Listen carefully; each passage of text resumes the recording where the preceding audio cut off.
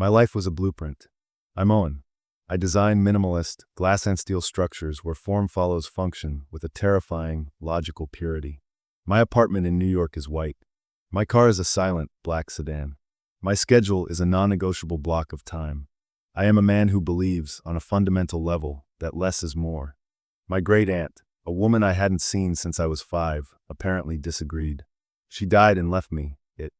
It was the old Callaway house, a 3-story, 19th-century Victorian monstrosity, perched on a cliff in a tiny, seaside town in Maine. It was a rotting, dilapidated, glorious mess of turrets, gables, and peeling paint. I'd never seen it, but I'd seen the survey. It was structurally unsound, full of asbestos, and most importantly, sitting on a lot of land with $1 million view. My plan was simple. Fly in, sign the demolition contract, meet with the realtor about the empty lot, and be back in my clean, logical, well-designed life by Monday. I was in the town hall, a dusty, wood-paneled room, my pen literally hovering over the demolition permit when he walked in. He was the physical embodiment of everything I was trying to tear down. He was probably in his late 30s, built solid like the old-growth timber he was probably wearing, with a scruffy beard and a faded flannel shirt. He had a pencil behind his ear and a fine layer of sawdust in his hair.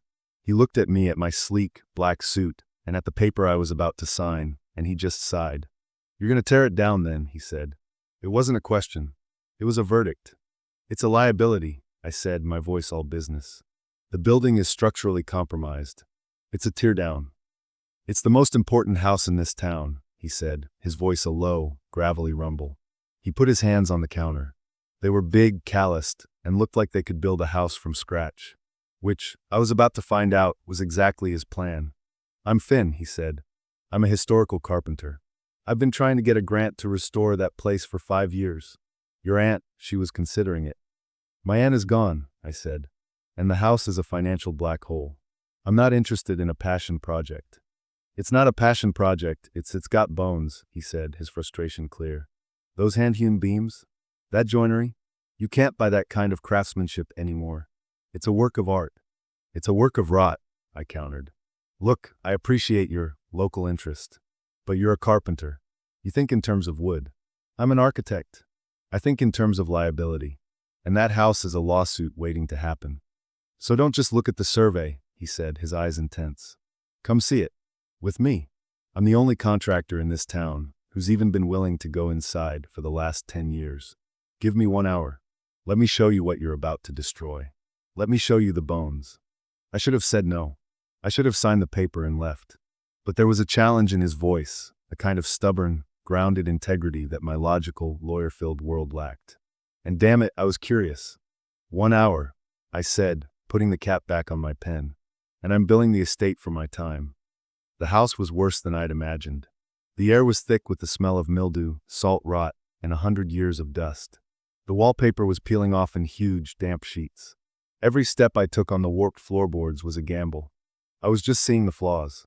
The water damage, the knob and tube wiring, the crumbling plaster. He was seeing the story.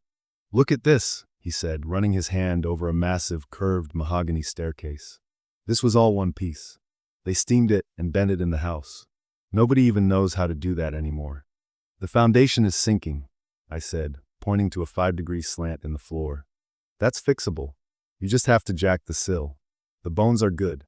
He was relentless. He dragged me from room to room. He was a man possessed, a historian with a tool belt. He was showing me the hand-blown glass in the windows, the intricate, carved plaster medallions on the ceiling. He was showing me a masterpiece. I was just seeing a money pit. We got to the 3rd floor. The old ballroom. It was a massive, open space with a huge, domed ceiling that was now mostly a map of water stains. And in the corner, a section of the roof had clearly given way.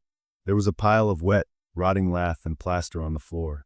"Okay, even you have to admit, this is a disaster," I said, pointing to the gaping hole in the roof. "It's a leak," he said, his voice tight. "It's a problem. It's not the end of the world. The rafters are solid. See?" He pointed up. "Old-growth Douglas fir. You couldn't buy one of these beams today for 10 grand. I was just done. I was tired of this guy and his romantic, structural fantasies. "This is what you don't get, Finn," I said, my voice sharp. I walked over to one of the main support posts that framed the window. It was thick, but the base of it was dark with old water stains. This. See this? You call this bones. I call this rot. This is what brings a house down. It's compromised. It's weak. It's... To make my point, I kicked it. I put my expensive Italian leather boot right into the base of the post to show him the soft, rotted wood. Finn's head whipped around. His face went white. He wasn't looking at the post. He was looking at the ceiling above the post. "Don't," he screamed. It was too late. The post I had kicked wasn't just a post. It was the main support for the entire, waterlogged, rotten, plaster and lath ceiling section in that corner. I didn't even have time to register his scream. I just heard a sound I will never, ever forget. A sound like a giant tearing a ream of paper in half. A crack that was followed by a low, groaning, scraping sound. I looked up. The entire 20-foot section of the ceiling was falling, in one giant, wet, heavy piece. I was frozen. My blueprint brain just stopped. This was it. This was the liability. I was going to be crushed to death in a house I was trying to tear down. I didn't move. I just watched it happen. And then Finn moved. He was 10 feet away, but he crossed the space in 2 bounds. He didn't say a word. He hit me. He tackled me. He grabbed the front of my suit jacket, and he used his entire, solid carpenter's weight to throw us both backwards out of the way. We hit the floor hard. I landed on my back, the air knocked out of me. He landed on top of me, a dead weight, shielding my body with his. A half second later, the world exploded. The ceiling hit the exact spot where I had been standing, with a sound like a car crash. A bomb. A cloud of chokingly thick, 100-year-old plaster dust and debris filled the room, plunging it into a gray, powdery darkness. I couldn't breathe. I was choking on dust. My ears were ringing. And there was a man, a heavy, solid, real man, lying on top of me. "Cough, cough, you okay?" he gasped, his voice a hoarse, dusty whisper right next to my ear. He was pushing himself up, just slightly, onto his forearms, but he was still covering me. I can't breathe," I choked out. "It's just dust," he said. He was still shielding me. "It'll settle. Don't move. I don't know if more is coming down." We just lay there, in the gray, choking fog. My heart was a frantic, trapped bird. I was alive. I was completely, totally alive. And he was on top of me. I could feel the solid, strong thud of his own heart hammering against my chest. He slowly, carefully, pushed himself up onto his knees, straddling me. He was covered in gray dust. He looked like a ghost. He was looking at me, his eyes wide and bright with adrenaline. "You absolute moron," he panted, a small, wild, hysterical laugh bubbling in his chest. You kicked it. You kicked a load-bearing post. Are you insane?" I just stared up at him, at this man who had, without a single logical thought, just thrown himself in front of a collapsing ceiling to save me. You saved me."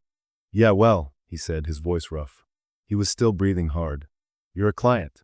It's bad for business to let you die." We were still in a cloud. Dust was settling on us like snow. He was still straddling me. His face was inches from mine. He was looking at me with an expression I couldn't read. It was anger. It was relief. It was something else. You're bleeding," I whispered. He had a small cut on his temple, where a piece of lath had grazed him. A single bright, red drop of blood was trickling through the gray dust on his face. He didn't seem to notice. He just kept looking at me. "Your suit's ruined," he said. "I don't care," I whispered. I don't know who moved first. Maybe it was him leaning down. Maybe it was me lifting my head. It didn't matter. The tiny, supercharged space between us just disappeared. His lips were on mine. It was the most illogical, structurally unsound kiss of all time. It was all dust and grit, and the metallic taste of adrenaline and blood. His beard was rough, his lips were chapped, and he was still straddling me, his hands braced on the floor next to my head. It wasn't a slow, romantic kiss. It was a kiss of impact. It was a kiss that said, "I am alive, you are alive, we are here." It was a kiss that had all the force of the ceiling that had just missed us. He kissed me, and I kissed him back. I, the man of blueprints, of clean lines, of perfect, logical control, just let go. I wrapped my arms around his neck, my hands covered in plaster dust, and I pulled him closer.